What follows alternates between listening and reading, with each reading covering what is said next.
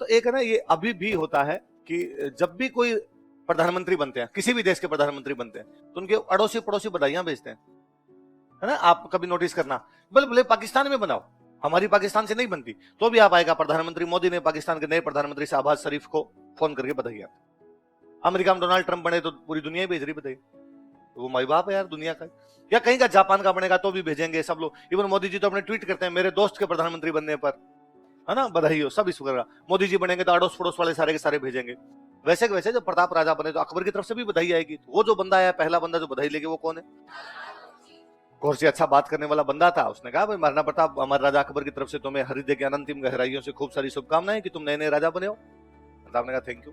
कब बुके और लाया था, मैं फोटो खिंचवा लेते हैं एक साथ। और अकबर ने वो एक बात करने के लिए भी कहा है तुमसे। हाँ बताओ, कि वो तुम्हारे पिताजी उदय सिंह ने तो हमारे साथ संधि नहीं की, हम संघर्ष की नहीं सहयोग की नीति अपनाना चाहते हैं, क्या तुम हमारे साथ सहयोग करना चाहते हो? प्रताप ने करना, पक्का सोच लो, अरे डन एकदम।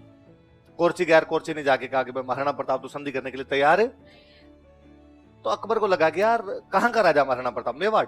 मेवाड़ कहां पड़ता है? राजस्थान। तो क्यों ना किसी राजस्थानी को भेजा दे जो बात को थोड़ा ढंग से कर पाए, है ना। और यंग लड़का राजा बना है तो क्यों ना किसी यंग लड़के को भेजा जाए। महाराणा प्रताप के दरबार में आमेर के राजा रहते थे भगवंत दास। कौन है? कहां के राजा? जयपुर को पहले क्या बोलते थे? आमेर। और आमेर के राजा कौन है? भगवंत दास। भगवंत दास के बेटे का नाम है मान सिंह। बेटे का नाम क्या है? मतलब अमान सिंह आमेर का राजकुमार, और भगवंत दास कौन है? आमेर का राजा। तो उनका राजकुमार मान सिंह, तुम आजकल फ्री हो? मान सिंह ने कहा हाँ। तो यार तुम जाओ महाराणा प्रताप से बातचीत करके आओ। मान सिंह ने कहा ठीक है। तो महाराणा प्रताप से बातचीत करने के लिए 2 नंबर पर कौन है? मान सिंह कहां का राजकुमार है? आमेर का राजा कौन है? अच्छा, प्रताप को पता चला कि मुगलों की तरफ से बातचीत करने के लिए कौन है? मान सिंह। मान सिंह है कौन? आमेर का राजकुमार। तो कहा ठीक है भाई, यदि राजकुमार बातचीत करने के लिए आए तो हमारा राजकुमार भेज दिया जाए। प्रोटोकॉल यही कहता है। रक्षा मंत्री आए तो रक्षा मंत्री मिले, विदेश मंत्री आए तो विदेश मंत्री, और प्रधानमंत्री आए तो प्रधानमंत्री मिले। तो इधर महाराणा प्रताप के बेटे, उनका नाम है अमर सिंह। क्या नाम है? तो बातचीत करने के लिए किसको भेज दिया गया? अमर सिंह बातचीत करने के लिए। मान सिंह का ईगो हर्ट हुआ। मान सिंह ने कहा यार मैं अकबर का दूत हूं, महाराणा प्रताप खुद आए, ये अमर सिंह कैसे आ गया? और उसने पूछा अमर सिंह से, रात को डिनर के ऊपर वो बातचीत होनी थी, भाई तुम्हारे पिताजी कहां पर है? तो अमर सिंह का पिताजी तो बीमार है, पेट दर्द कर रहा है पिताजी को। और मान सिंह ने वो डिनर वाले बर्तन वर्तन उछाल दिए वहां पे, और कहते पिताजी को जाकर देना, पेट दर्द तो ठीक करना आता है। लोग मान सिंह अच्छा कहते हैं मेरे को। और वहां से वो पैर पीटता आगे बढ़ा। अमर सिंह और बदमाश था। अमर सिंह ने कहा मान सिंह वो पेट दर्द ठीक करने के लिए आए ना, तो अकेला मत आना, अकबर को लेके आना, दोनों को हम ठीक कर देंगे इस बार तुम्हारा। अब मान सिंह गुस्से में यहाँ से एकदम आग बबूलान वहां गया अकबर के पास, अभी कभी मुझे सेना दो। अरे हुआ क्या? बात क्या हुई? बात हुई नहीं। क्यों नहीं हुई? प्रताप ने कुछ तो कहा होगा। तो प्रताप आया ही नहीं। तो कौन आया था? तो अमर सिंह आया था। क्यों? तो उनका कहना राजकुमार आएगा तो राजकुमार बात करेगा। तो प्रताप ने मेरे से बातचीत नहीं की, और मैं बदला लूंगा, अभी कभी मुझे सेना दो। जून का महीना था जब मान सिंह बातचीत करने के लिए आया था। अकबर ने कहा भाई गर्मी पड़ रही है, मान सिंह को तो साइड में लेके जाओ, माउंटेन ड्यू पिलाओ इसको। और अकबर के एग्जैक्टली समझ में आ गया, हाँ भाई सही है, राजकुमार जाएगा तो राजकुमार मिलेगा, इसका मतलब राजा जाएगा तो राजा मिलेगा। और अकबर ने भगवंत दास जी की तरफ देखा, भाई आमेर के राजा कौन थे? भगवंत दास। भगवंत दास जी ने कहा बेक बेक जा रहा हूँ सर, 11:30 बजे गाड़ी है अपनी। अब अगली बातचीत करने के लिए कौन है? वो पहले बेटा है, बाद में पिताजी है। अब भाई आया, प्रताप ने मुलाकात की। भगवंत दास जी ने कहा महाराणा प्रताप, हम आमेर वालों ने तो पहले ही संधि कर लिया। आमेर वाले 1562 में अकबर के साथ संधि कर लेते, 1562 जिस साल मेरता पे कब्जा हुआ था, तो हमने संधि कर रखी है। ठीक है यार, तुम भी संधि कर लो, क्यों फालतू में लड़ाइयां करते हो? अकबर तो खुद ही कहता है हमें संघर्ष की नीति नहीं अपनानी। कैसी नीति अपनानी है? प्रताप ने कहा देखो भगवंत दास जी, आज के लगभग 50 साल पहले मेरे दादाजी अकबर के दादाजी से लड़े थे, सांगा और बाबर। खानवा की लड़ाई में एक अकबर का दादा, एक महाराणा प्रताप, और उसमें आपके दादाजी पृथ्वीराज आमेर वाले हमारी तरफ से लड़ने के लिए आए थे। आज चलो हम मान लिया हम कमजोर हो गए, मेवाड़ इतना शक्तिशाली नहीं है, आमेर वाले तुम तो आजकल शक्तिशाली हो। एक काम करो, अकबर के खिलाफ लड़ाई का ऐलान कर दो, मैं आपके झंडे के नीचे लड़ लूंगा, आपकी सेना में आगे लड़ लूंगा, लेकिन मैं अकबर की तरफ से कभी भी लड़ने के लिए या अकबर के साथ किसी प्रकार का सहयोग। भगवंत दास जी ने कहा तुम्हारी मर्जी भाई रे, हम तो आज लड़े। तो भगवंत दास जी वापस चले गए। भगवंत दास जी ने जाके अकबर कहा वो किसी भी तरीके से मानने वाला। अकबर को लगा नहीं यार, वन मोर ट्राई। इस बार अकबर ने भेजा निर्मला सीतारमन। किसको भेजा? कौन है निर्मला सीतारमन? अकबर का वित्त मंत्री कौन था? टोडरमल जी को भेजा। टोडरमल जी आए। टोडरमल जी ने आगे कहा महाराणा प्रताप, मैं तो अकबर का वित्त मंत्री हूँ, फाइनेंस मिनिस्टर हूँ, और मेरे को पता है अकबर के पास धन की कोई कमी, 1000 साल भी लड़ेगा तो भी उसके धन समाप्त, तुम रुपए कहां से लाओगे? इसमें तेरा घाटा उसका। महाराणा प्रताप ने कहा टोडरमल जी बिस्किट लो चाय के साथ, अकेली चाय सही नहीं रहती है। चाय वगैरह पिलाई टोडरमल जी को, फिर कहा जाओ और जाके अकबर को कहना लड़ाई की तैयारियां कर ले। ये ना फालतू में लव लेटर भेजने बंद करें। काहे की संधि है, किस बात की सहयोग की नीति है, हम कोई सहयोग की नीति अकबर के साथ अपनाएंगे। तो जब बातचीत के सारे रास्ते बंद हो जाए फिर क्या होगी, लड़ाई। इस बार लड़ाई वो हुई जिसे आप बचपन से पढ़ते आए थे, हल्दी घाटी। कौन सी हुई थी? खुद लड़ाई में आया नहीं था, है ना। अकबर अजमेर तक आया था। कहां तक आया था? दिल्ली से रवाना हुए, अजमेर तक आए। अजमेर में आके मीटिंग की, कैसे लड़ेंगे, कौन लड़ेंगे, कैसे जाएंगे। और अकबर ने अजमेर में आके मान सिंह को कहा था कि जा सिमरन जी ले अपनी जिंदगी। क्योंकि मान सिंह ही कह रहा था मुझे सेना दो, मैं लड़ने के लिए जाऊंगा। तो फिर युद्ध करने के लिए किसको भेजा गया? मान सिंह को पहली बार किसी युद्ध में सेनापति बनाया गया हल्दी घाटी। हल्दी घाटी युद्ध से पहले मान सिंह कई युद्धों में लड़ने के लिए गया होगा, लेकिन अकबर की तरफ से वो सेनापति। तो पहली बार इंडिपेंडेंट कमांडर, स्वतंत्र रूप से तू ही है जो करने वाला है। वो कौन से युद्ध में? सुनना देखो बात, रामसा तोमर ग्वालियर के राजा थे। कहां के राजा थे? महाराणा प्रताप के साथ उनकी रिश्तेदारी, इनके बेटे की शादी महाराणा प्रताप की बहन के साथ हो रखी थी, और अकबर से इनकी बनती नहीं थी। दोनों चीजें, रिश्तेदार की लड़ाई है वैसे चलना है, अकबर से बनती भी नहीं है तो वैसे चलना है। तो रामसा तोमर कहां से है? हाकिम खान सूर। वापस सुनना देखो, हाकिम खान सूर एक अफगान सेनापति था। कौन था? अच्छा, भारत के अंदर जब बाबर आया था तो भारत में दिल्ली पर राज कौन कर रहा था? इब्राहिम लोदी। इब्राहिम लोदी कौन था? अफगान। बाबर था मुगल। बाबर कौन था? मतलब अफगानों का राज भारत में किसी ने समाप्त किया था, किसने किया? मुगलों ने। इसलिए अफगानों की और मुगलों की आपस में बनती। इसलिए भारत में जब कभी भी मुगलों से कोई तीसरा लड़ता, अफगान उस तीसरे के साथ जाते कि ये मुगलों का दुश्मन है तो अपना क्या है? दोस्त है। इसलिए हमने पढ़ा खानवा की लड़ाई के अंदर सांगा जब मुगलों से लड़ रहा है, बाबर से लड़ रहा है, तो अफगान किसके साथ? सांगा किसके साथ है? महमूद लोदी इधर ही बैठा था, युद्ध के अंदर था महमूद लोदी। इस बार हाकिम खान सूर एक अफगान सेनापति है, अपनी सेना लेके इधर उधर अब मुगलों के खिलाफ लड़ता है, और उसको पता चला कि महाराणा प्रताप मुगलों के खिलाफ बड़े लड़ाई करने के लिए जा रहे हैं। हाकिम खान सूर आया महाराणा प्रताप के पास और कहा, प्रताप तुम संघर्ष करो, हाकिम खान सूर तुम्हारे। तो अफगानों की सेना लेके कौन है?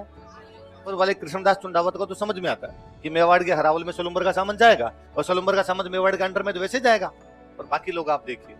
अब इस बात को नोटिस कीजिए कि रामसा तोमर और हाकिम खान सूर का आना ये दिखाता है कि प्रताप ने उन लोगों को अपनी तरफ करने की कोशिश की है जो मुगलों के खिलाफ है। इसका मतलब प्रताप गठबंधन बनाना जानता है। क्या बनाना जानता है? उनको पता है यार अकेले पार नहीं पड़ती, लोग साथ में जुड़ने जरूरी है। संगठन, ऑर्गेनाइजर वाली जो एक भूमिका होती है वो प्रताप में बहुत अच्छी है। और देखिए हाकिम खान सूर मुसलमान है ना, इसका मतलब प्रताप के अंदर किसी प्रकार की हिंदू मुस्लिम वाली बात ही नहीं है। हाकिम खान सूर उनके साथ में खड़ा। हाकिम खान बड़े गजब योद्धा थे हाकिम खान सूर, और हाकिम खान सूर हल्दी घाटी युद्ध में सबसे आगे आगे हरावल में जाके लड़े थे। मैं तो लास्ट वाले जब नाम को देखता हूं तो मुझे बड़ा जोरदार लगता है कि राणा पूंजा किसकी सेना लेके आए थे? आज के 500 बरस पहले वो भीलों की सेना लेके आए। इसका मतलब भील लड़े, युद्ध के मैदान में साथ लड़े। एक झटके में आपने अनटचेबिलिटी खत्म कर दी है, फिर भेदभाव तो होगा ही नहीं ना भाई। सेना में लड़ते महाराणा प्रताप ने भीलों को ये थोड़ी कहा होगा कि तुम थोड़ा अलग लड़ो और मैं अलग लड़ रहा हूं, टच मत हो जाना यार। ऐसा थोड़ी हुआ होगा कि साहब भीलों का पानी अलग रखो और हमारा पानी अलग रखो। ऐसा थोड़ी हुआ होगा कि साहब भीलों का खाना अलग बनेगा और बाकी सैनिकों का खाना अलग बनेगा। सब मिलजुल के लड़े होंगे। आज के 500 बरस पहले आप समाज में सुधार कर रहे थे। समाज कितना मानता है कितना नहीं मानता वो अलग है, पर आप इंडिविजुअली अपने लेवल पर जो कर सकते हो वो ये है कि जब आपको लगा कि नहीं ये लोग मेरे साथी हैं, ये मेरे साथ के अंदर खड़े हैं, तो वो युद्ध के मैदान के अंदर साथ लेने के लिए आए। तो कौन से युद्ध की बातें हैं सारी? क्या नाम युद्ध का? दोबारा नाम बोलो। घाटी, हल्दी घाटी। क्या नाम है? दो पहाड़ियों के बीच की जगह है ना घाटी। दो पहाड़ियां, एक तरफ की पहाड़ी का नाम है गोगुंदा की पहाड़ियां। क्या नाम है? एक तरफ की पहाड़ियों का नाम है खमनोर की पहाड़ियां। कौन कौन सी? एक तरफ तो कौन सी? गोगुंदा। एक तरफ कौन सी? खमनोर। इनके बीच में ये दर्रा जो बनता है यहां पर, ये हल्दी घाटी। महाराणा प्रताप इस बात को जानते थे कि अपनी सेना कम है और दुश्मन की सेना ज्यादा है, इसलिए मैदान के अंदर लड़ेंगे तो अपने को नुकसान ज्यादा होगा। इसलिए ऐसी जगह लड़ा जाए जहां दुश्मन की सेना पूरी नहीं आती हो। तो अगर दुश्मन की सेना इधर से आ रही है तो अपने लोकेशन यहां ली जाए, क्योंकि वो घाटी के अंदर से आएंगे तो इसलिए पूरी सेना एक साथ आएगी, थोड़े थोड़े लोग आएंगे, अपने आगे तैयार रहो। तो शुरुआत में यहां पर खड़े रहते हैं। यहाँ पास में से, यहाँ खमनोर के पास एक नदी निकलती है बनास। कौन सी नदी निकलती है? तो बनास के पास में हल्दी घाटी की लड़ाई है खमनोर और गोगुंदा की पहाड़ियों के बीच में। और जैसे मुगलों का इधर आना हुआ, मुगलों ने इधर से हमला किया। मेवाड़ वालों का शुरुआत का हमला इतना भयंकर था कि पूरी घाटी में दौड़ा दौड़ा के मारा था। मुगलों का एक इतिहासकार इस युद्ध के मैदान में खुद था, उसने कहा भाई साहब बनास के पास 16 किलोमीटर वापस भागे थे, हालत खराब कर दी थी। जब वो घाटी क्रॉस करते हैं ना तो यहाँ जो मैदान बनता है ना बाद में, उस मैदान का नाम है बादशाह बाग। क्या नाम है? तो पहले लड़ाई घाटी की लड़ाई है, तो घाटी की लड़ाई है वो तो कौन सी है? हल्दी घाटी। बाद में लड़ाई मैदान में शिफ्ट होती है, वो कौन सी है? बादशाह बाग। तो क्रॉस करके उस मैदान के अंदर पहुंचते। जब मैदान के अंदर पहुंचे ना, तब बाद में महाराणा प्रताप ने देखा कि उधर लीड कौन कर रहा है? मान सिंह।